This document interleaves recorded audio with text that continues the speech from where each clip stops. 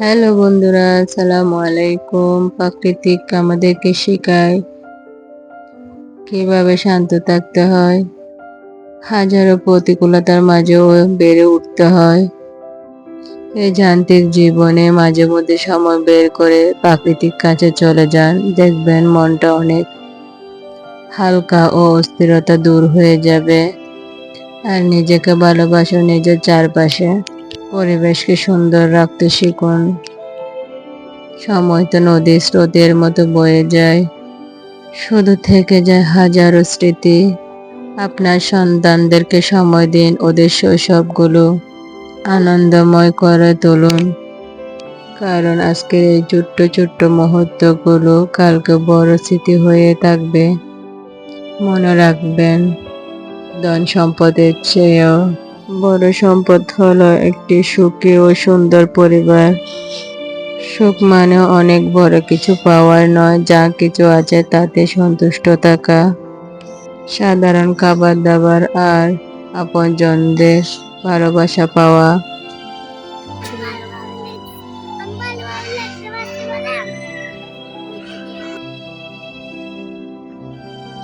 এতে যদি আপনি তৃপ্তি খুঁজে পান, সুখ খুঁজে পান, তাহলে জানবেন পৃথিবীর সবচেয়ে সুখী মানুষ আপনি। অন্যের সাথে নিজের তুলনা করা ছেড়ে দিন। নিজের জীবনকে নিজের করে গুছিয়ে নিন। এই জায়গাটা আমার অনেক সুন্দর লাগে, তাই আপনাদের সাথে শেয়ার করছি।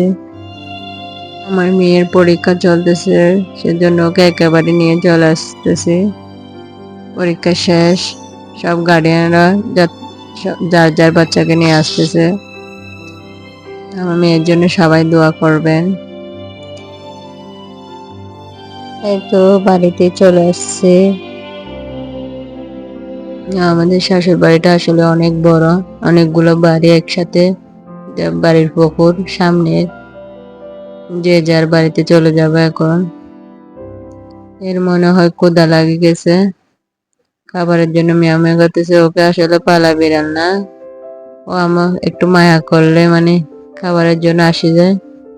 একটা অবলা প্রাণীর মুখে খাবার তুলে দেওয়া আর তাদের প্রতি একটু মায়া দেখানো অনেক পূর্ণতার কাজ।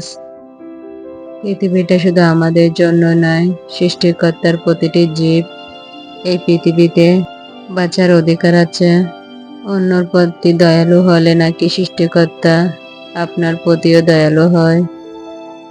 জীবনটা পুরো রান্নার মতো, যদি ধৈর্য আর ভালোবাসার অভাব হয় পূর্ণতা পায় না। ছোট্ট ছোট্ট কাজগুলো যদি মন প্রাণ উজাড় করে দিয়ে করি, তবে সাধারণ দিনগুলো অসাধারণ হয়ে ওঠে। জীবনের প্রতিটি ধাপে ধৈর্য ধরুন, দেখবেন শেষটা অনেক সুন্দর, অনেক মিষ্টি হয়। চলুন বন্ধুরা, আমি এখানে রান্না করছি মুরগির পা দিয়ে মুগ ডাল। আমি পেঁয়াজ কষিয়ে নিয়েছি এবং মশলাগুলো একসাথে দিয়ে পানি দিয়ে গুলে পেঁয়াজের সাথে অ্যাড করে দিয়ে কষিয়ে নিচ্ছি। এই কষাকষি রান্নার আসল স্বাদটা নিয়ে আসে। যত কষাকষি বেশি হবে, স্বাদটাও তত বেশি হবে। আমার রান্নার মশলা কষাকষি প্রায় শেষ। এখন আমি মুরগির পাগুলো দিয়ে দিব।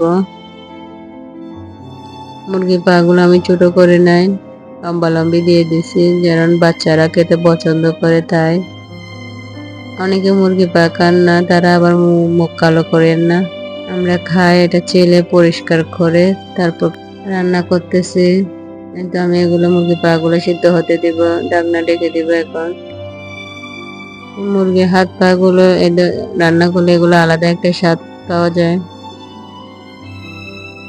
আমি এখানে মুগ ডালগুলো দিয়ে দিলাম। এগুলো আগে একটু হালকা ভেজে নিছি, না হয় কাঁচা একটা গন্ধ থাকি যায় মুগ ডালের।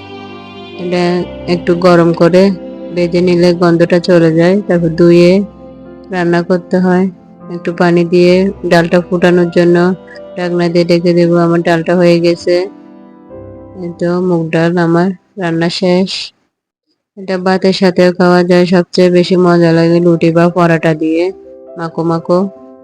এটা অবশ্যই আগে চিটাগাং এর বিয়েতে এরকম ডালটা দিত, এখন অবশ্যই দেওয়া হয় না। আল্লাহ হাফেজ।